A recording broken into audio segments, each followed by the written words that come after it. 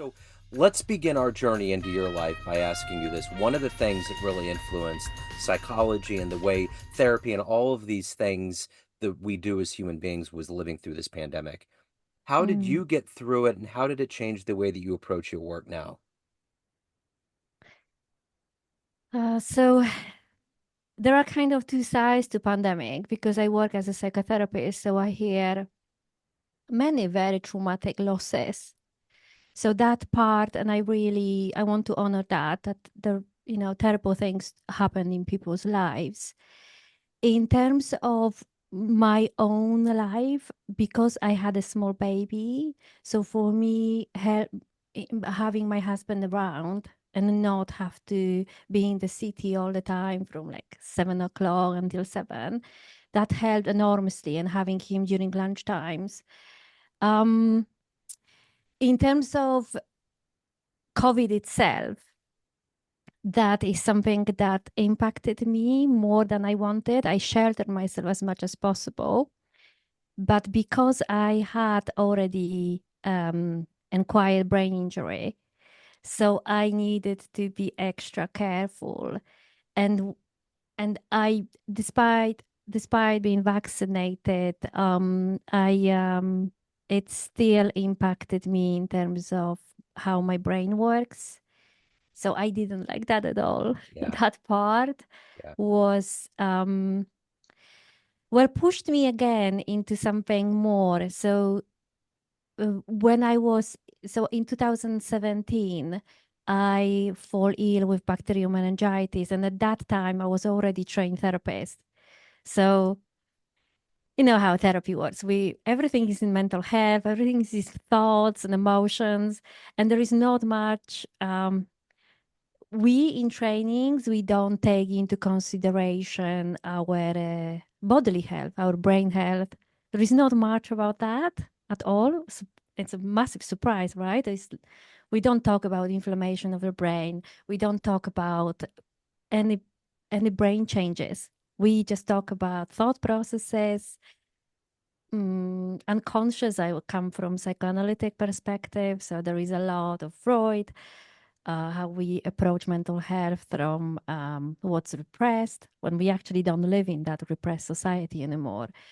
So that was a massive change already for me, yeah, and pushed me out of my comfort zone because what I knew about mental health, it didn't work when my brain wasn't really working very well for me.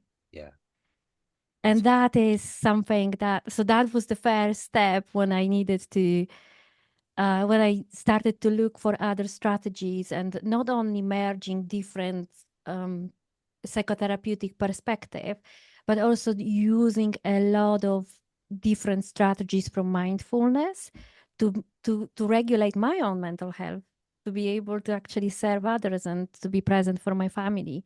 So that really inspired me then to think about how we can balance those parts of us, our brain health, our bodily health, thought processes, and our spiritual health as well.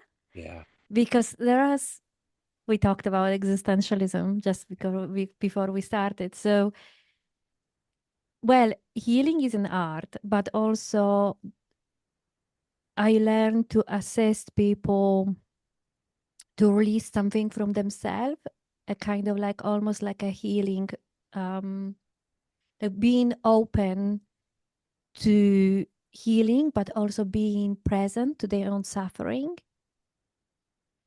and being able to compassionately um, stay with what's within. There are, we can't really find answers to many problems. In therapy, we have got always some sort of when we formulate, we there is always an assumption before the formulation.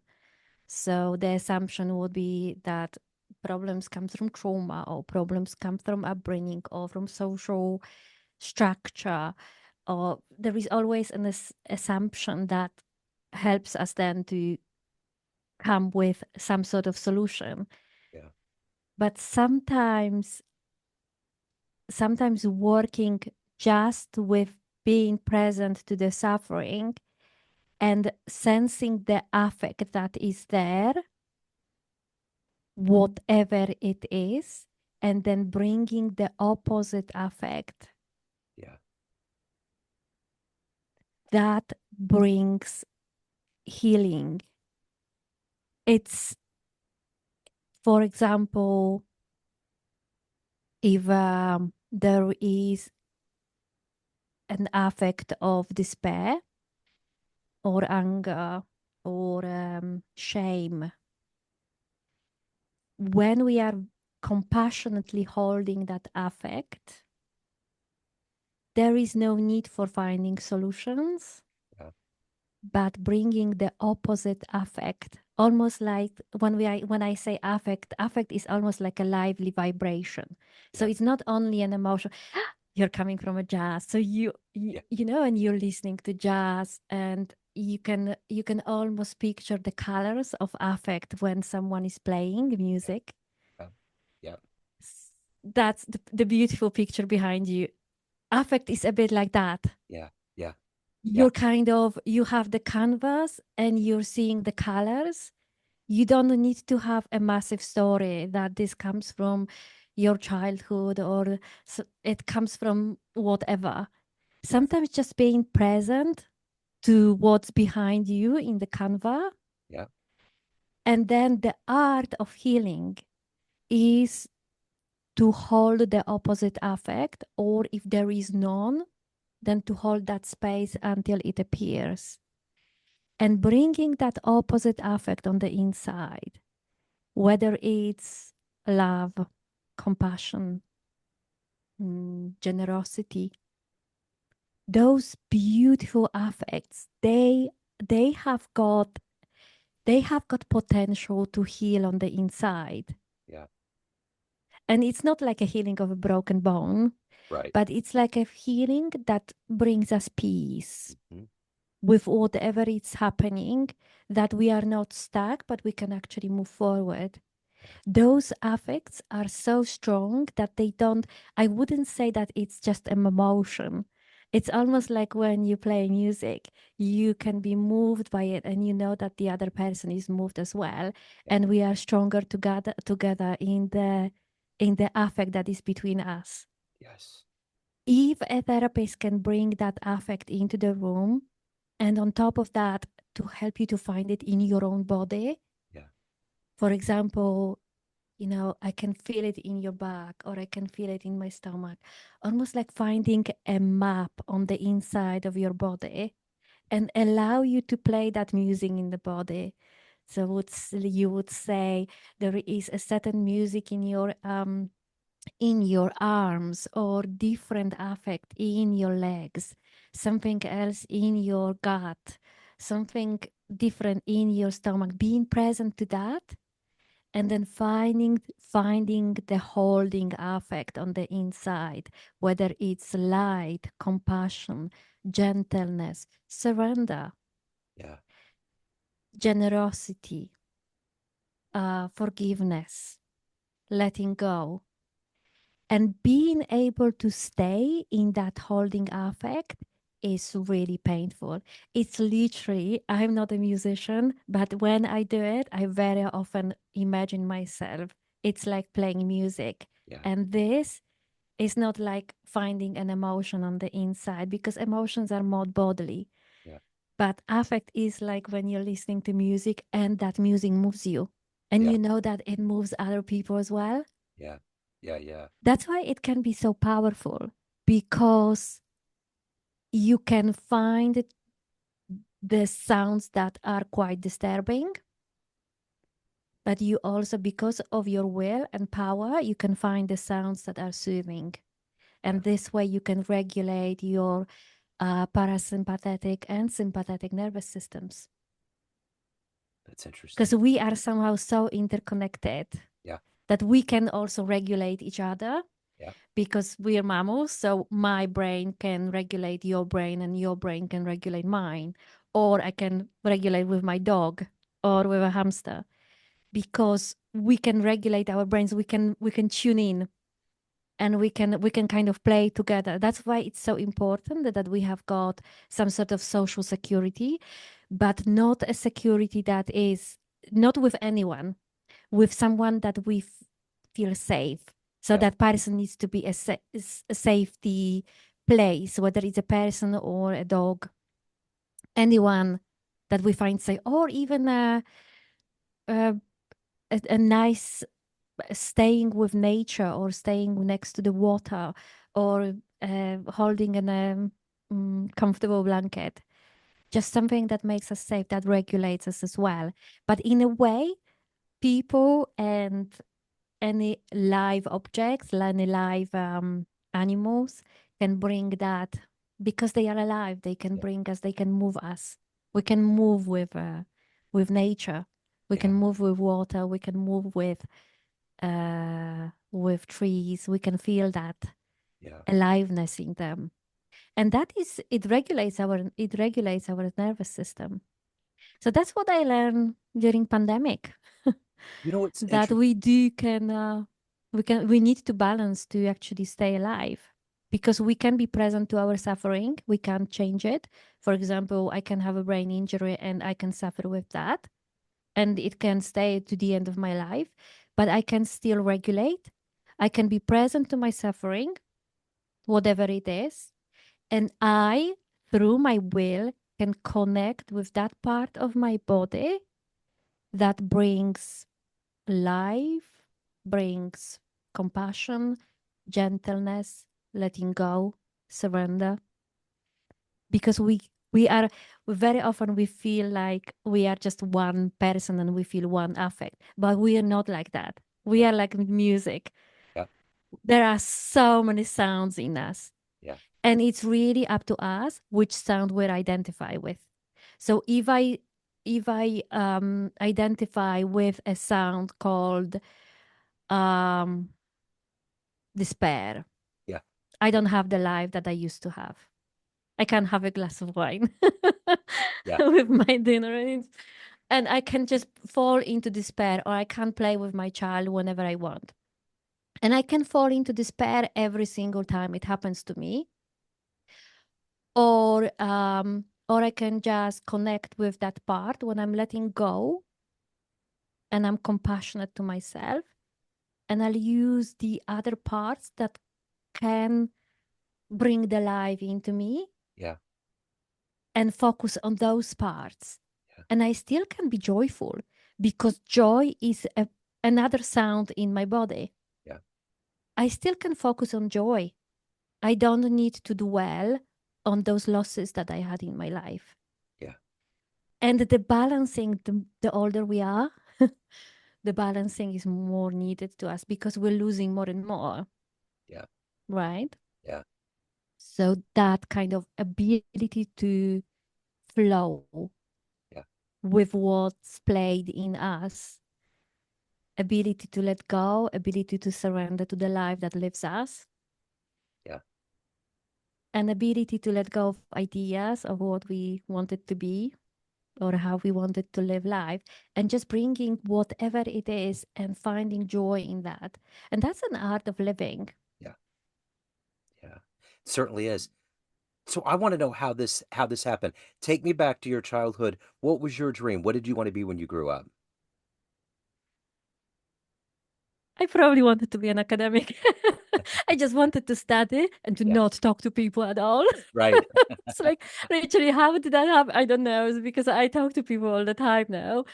So, but I wanted to just read, and I wanted people to pay me just for reading. What was It didn't happen. right, right. Well, what was the first book that you fell in love with? What made you, what was kind of the gateway to helping you love reading? Oh gosh. So I studied Polish literature, Okay. because I actually I'm Polish, but I've been living in London for 20 years, and w- probably and wanting to know the truth. That were my two obsessions in my childhood. For two reasons. So I grew up as a child in communism, So until I was 9, then the communism fall. So I still remember post-communistic world without any adverts. It's completely different regime, completely different world, and which makes me feel very old because of remembering a system that doesn't, at least doesn't exist in this part of the world anymore. Um, and I grew up not far away from Auschwitz. So it's 100 kilometers from Auschwitz. And that I remember as a child that traumatic kind of feel to that space. And I remember then having actually EMDR as an 20 years old. And I remember having it with someone who traveled there. He was a British journalist. And he said to me, oh, yeah, I was cycling through that space where you grew up, and I felt the trauma in that space. And that was interesting again, Yeah. affect Yeah. that you can pick up from a space, and if the space holds the affect of trauma. Yeah. So those type of experiences kind of pulled me into studying psychoanalysis because of the unexpressed that is held in a space or in a person, Yeah. if that makes sense. Oh yeah. Like we as this generation that I am, we don't have that much that many memories of what was happening to grandparents or even parents, because in a phase of trauma, people want to keep the trauma with themselves, and they don't want to speak about it. They don't want to share it with their children. So those children then end up with the affect but without the story. Yeah. And I ended up with the affect but no stories, or Mhm. some stories but kind of broken stories. Sure. So being quite sensitive, feeling that I wanted to know what that was. Yeah. And that took me on a lengthy journey through psychoanalysis to trying to understand the processes. I'm not sure I found an answer in psychoanalysis to those processes, Yeah. uh, but at least that was kind of my medium, trying to understand trauma, trying to understand social systems, Yeah. trying to understand what's happening in between people and how people communicate. Like how on earth I can feel something and I don't have a knowledge of anything. So I Yeah. don't have the story, but I can feel the affect. That was fascinating to me. Fascinating. And I'm guessing, many people who it is fascinating to many people that we feel something in the air, Yeah. but we don't know what that is. Yeah. It is fascinating. So I'm curious, in your job, you have to deal with a lot of heavy stuff. There's a lot of Mm. things that come at you that you have to process and help clients through. But you're a human being yourself and you have to evolve and feel. How do you balance that? How do you what is that energy every day for you to find that balance and to be okay and to be good? So I start my day with meditation Yeah. because I need to be prepared. I need to be a good net. If I'm not prepared at the beginning of the day, then I might feel wobbly on the inside. So I always start with meditation so I can see what is my canva, what I'm bringing to the table on that day. So I can put it nicely on a shelf. So it's a little bit like a technique called focusing. Gendlin's focusing. He was a philosopher and he was also he studied with Carl Rogers, a great guy. Mhm. And he was saying something like start a day or whenever you have time, just take 5 minutes and ask yourself, how are you really today? Yeah. And then all the kind of not important things, just mark it and put it on an imaginary shelf. Like, oh, I worry about what's going to be for dinner tonight, or it's just kind of like low things, Yeah. like that sort of thing. So did I feel in the reading books for my child for school? So kind of put it on the side and then go deeper and ask yourself, how am I really today? And go into that murky zone. He calls it actually murky zone. And interestingly, he said that that's probably the best psychoanalysis done.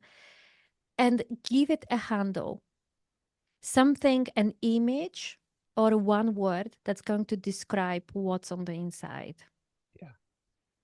And it's absolutely amazing. It's quite a powerful technique because this way we can understand, or we can, because it's not about understanding, it's about being with that affect, because sometimes body feels more than what we actually come to understand. Yeah. So this way we can go with the flow of life. So if there is any nervousness, whatever it is, the body is going to tell me first, not the brain. This one is always a little bit later in the game. Yeah. The body first. And that's probably my main technique in terms of working with the body. I always feel that body is the feeling our body first helps us to navigate life, helps us to make decisions better. Our body is having some sort of way of understanding the world that our brain doesn't. That it's almost like in our Western world, we do the things differently. So we feel like the body carries the brain, a bit like a donkey Yeah. carries the brain. But if we can switch that on the and feel like the brain helps me to understand my body, Yeah. it changes the way how we navigate the world, how we navigate relationships, and how we structure the day, and also how we understand our bodily health. Yeah. Because then we feel our body better. So we know that something is not right there. Perhaps I need to search for medical help, or it helps me um, to explain to other professionals what's happening with my body. So that's my favorite technique. Yeah. And then probably a silence. Yeah. Um, kind of I like to practice centering prayer, something brought by Thomas Keating to Yeah. to this world. So it's basically a receptive way of praying, just staying with yourself for 20 minutes a day, doing nothing, Yeah. and just pushing away those thoughts. Yeah. And having that sort of canvas for the day, I love that sort of space, because then I know that whatever is thrown at me, I'm prepared Yeah. and I'm switched on. And I feel like my brain is very clear about what's happening with other people's life. So I don't feel confused on the inside. So then whoever comes to me, I have got enough techniques in my as a resource. Then I kind of I know I have got the trained intuition and the good canva of my own space um, to be able to match the technique with what's happening in someone's life. If someone wants to be treated, because there are some people who come and they actually don't want to get better. Yeah. Believe me, that happens sometimes. But if someone wants to get better, then they can get better very quickly within my scope. So I work with mental health, but if someone has got untreated diabetes, obviously I can't help with that. But Sure. I can sense that there is something not right with the body, and then I would direct that person to seek more help. And then we still, after session, stay with that. And I'm sure when you talking to people, there is an affect that stays Oh with yeah. us, right? After that, there is something of unknown kind of feel. Like sometimes there could be a cloud of affect, and we don't know what that is. Yeah. So for me, as a mental health professional, it's about staying with it and not jumping into conclusions, because that affect at some point will reveal itself Yeah. after a few sessions. But if we jump into conclusions, then we might just do it too quickly, and we won't use that affect to our advantage and to Yeah. the advantage of our clients in terms of what else is not right there that we are not picking up at the moment. So that kind of cloud will stay. So for that, it's nice to go for a walk. It's nice to do Yeah. yoga. It's nice to shake. It's nice to shake our body as well. Yeah. So it's interesting how, like sometimes, do you have a dog? Yes. Yeah. Do you see when the dog is a little bit stressed or something is not right, working for him, and he's just shaking Oh, his yeah. body? Uh-huh. Yes. And that helps his nervous system. Uh-huh. Yeah. It's just like, okay, the muscles are not tense anymore. Yeah. So kind of shaking our body. Some people do a little bit of dancing. I actually like to shake Yeah. shake my body Sure. a little bit. Sure. Yes, and it does help Yeah. because we can dwell on something that is in our body, but sometimes when we support a person whose situation cannot be changed easily, and we are holding that space for Yeah. that person, then it's better to just shake it Yeah. off and then just move on Yeah. instead of dwelling on it and then allowing the brain produced many thoughts how awful that world is, or how awful, how much suffering is in this world, because we are holding this in our body. So it's important to shake it off and then move to that part of me where I know joy lives, lightness, surrender, and knowing that I'm just a jigsaw puzzle in this world. Yeah. So I'm not here to solve all problems in this world. I'm just a little jigsaw that helps people to move on, to Yeah. move on to the next step, and then someone else will help, because it's about holding that space and then um, allowing the person to find whether it's another type of help, or just moving on with life, Yeah. because psychotherapy doesn't take suffering away from the world. Yeah. It just allows us to deal better with suffering, Yeah. because the truth is that we as people, we need a bit of suffering, but not to the point that is traumatic, that Right. overwhelms our nervous system. Yeah. But it's about being a little bit better, right? Yeah.